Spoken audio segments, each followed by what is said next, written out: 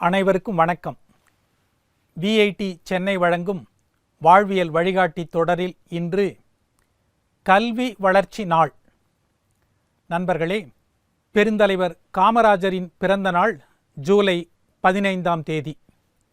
இந்த நாள் கல்வி வளர்ச்சி நாளாக தமிழகம் முழுவதும் கொண்டாடப்படுகிறது. அவர் பிறந்த ஆண்டு 1903.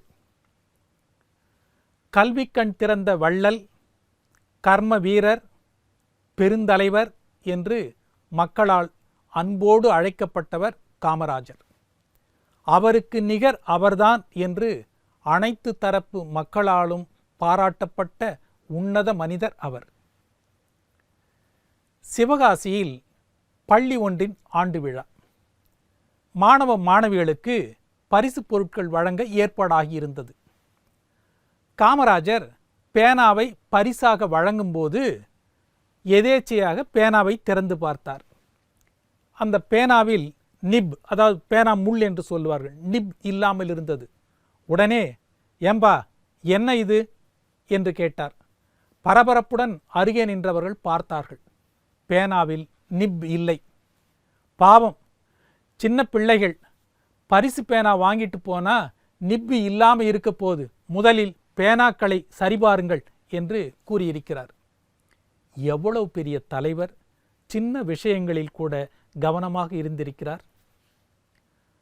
காமராஜர் முதலமைச்சராக இருந்தபோது ஓவியர் பாஷ்யம் மகாத்மா காந்தியடிகள் உட்கார்ந்த நிலையில் இருப்பது போல ஒரு ஓவியம் வரைந்தார்.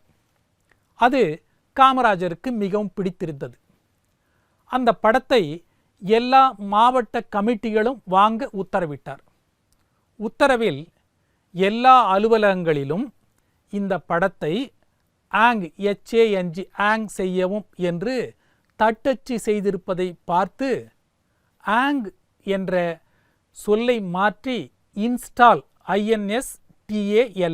இன்ஸ்டால் செய்யவும் என்று போடச் சொன்னார் காமராஜர். இதற்கு என்ன காரணம் என்றால், ஆங் செய்யவும் என்றால் தொங்கவிடவும் என்ற அர்த்தம் வரும்தான் என்றாலும் அந்த சொல்லுக்கு தூக்கில் போடுதல் என்ற பொருளும் உண்டு என்பதால் மகாத்மாவுக்கு மரியாதை செய்யும் பொருட்டு தப்பி தவறி கூட அப்படி ஒரு பொருள் வந்துவிடக்கூடாது என்பதில் அவர் கவனமாக இருந்தார். மொழியை எவ்வளவு கவனமாக கையாண்டிருக்கிறார் காமராஜர். அக்காலகட்டத்தில் ஒவ்வொரு வட்டார வளர்ச்சி அலுவலகத்திலும் பல விரிவாக்க அலுவலர்கள் பணிபுரிந்து வந்தனர். அவர்களில் பஞ்சாயத்து விரிவாக்க அலுவலர்களுக்கு போதுமான வேலை இல்லை. எனவே அத்தகைய பணியில் இருக்கும் பணியாளர்களை பணி நீக்கம் செய்யலாம் என்றும், அதனால் அரசுக்கு பல லட்சம் ரூபாய் மிச்சமாகும் என்றும் தலைமைச் செயலர் பரிந்துரைத்தார்.